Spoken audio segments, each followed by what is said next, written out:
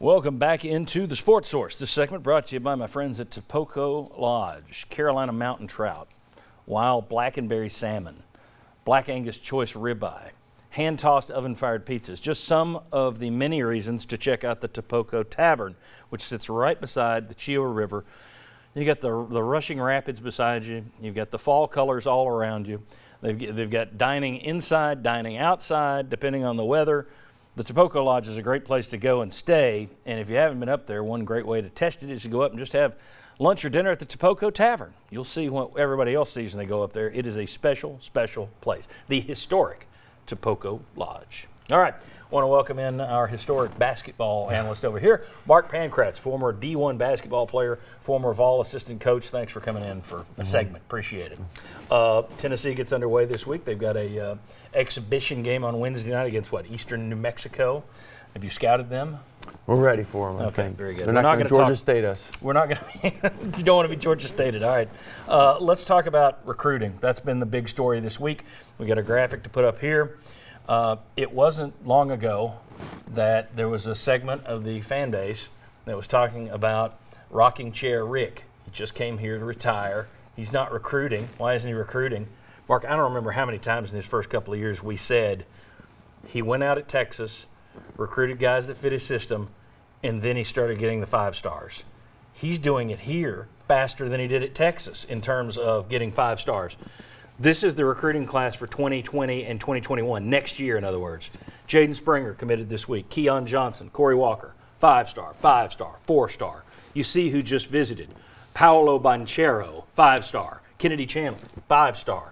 Mark, talk to me about the fact that Tennessee is now recruiting like one of the 5 to 10 elite programs in the United States. It's pretty impressive. I was one of those guys that early on in Barnes' tenure, I was wondering, you think he'd be recruiting guys from one UT to the next, and where are they at? And they weren't coming.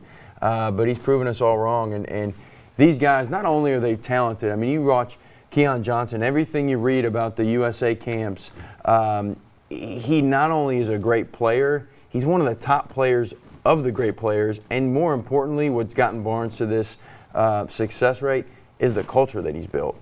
All 3 of these guys fit that culture. Jaden Springer, another one, dad was in the service, comes from a military background, plays really stinking hard, really good defensive player. So not only they star-studded, but they fit the culture, which I think sometimes coaches, what gets them away from true success is they start recruiting to the stars and get away from their culture. Barnes isn't doing that, and he's still getting top talent. Well, not to – you worked with a coach here in Bruce Pearl who we know what style he liked, and then he started grabbing 5 stars that might not have necessarily fit what he had done initially at Tennessee. Well, not to be negative toward Bruce Pearl, but I think that's what you're – in some ways that's what you're talking about. You'd be on recruiting visits, and guys would come in, they'd be a 5-star guy who you really want to get, but as they're leaving, you're like, man, I really hope they don't come here, because you know the work that it's going to take for them to get them to class and do all the things that they're supposed to do. Yeah, they can put the ball in the hole, and sometimes you got to do that. But Barnes' philosophy was, I'm going to build the foundation first, and then they're going to come, and then he's doing it. Yeah, and that's what he did at Texas. We talked to someone from the Big 12. I forget who the reporter was at the time, but we talked to somebody who covered Texas when they were in the Big 12 when Barnes came here, and we said that was what he told us, was the fact that this guy will take his time and find the guys he wants to build the culture, and then he'll start bringing in the 5 stars. I think you got Kevin Durant in year 9 down there. So you're talking about, and we threw up a list there. You've already got one 5-star that he signed last year who's going to be playing this year in Josiah Jordan-James. So to me, it's just impressive what he's got.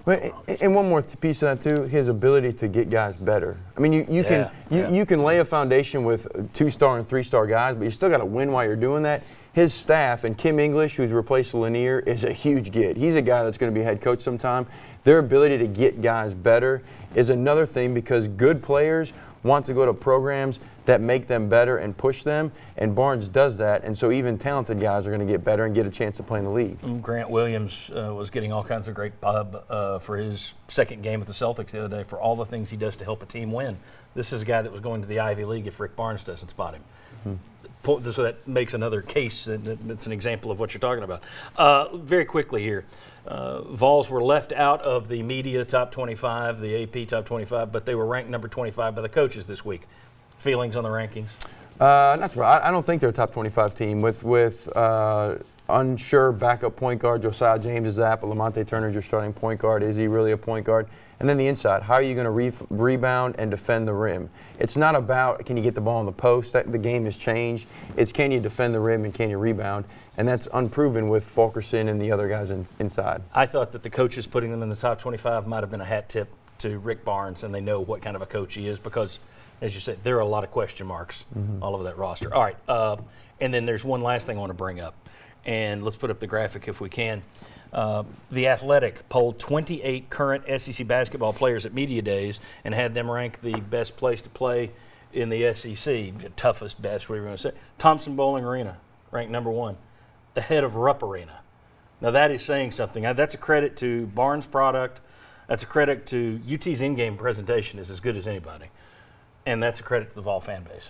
Yeah, but Rupp, they'll show up for the big-time games. The thing that makes this fan base so special, I mean, you saw it yesterday with football.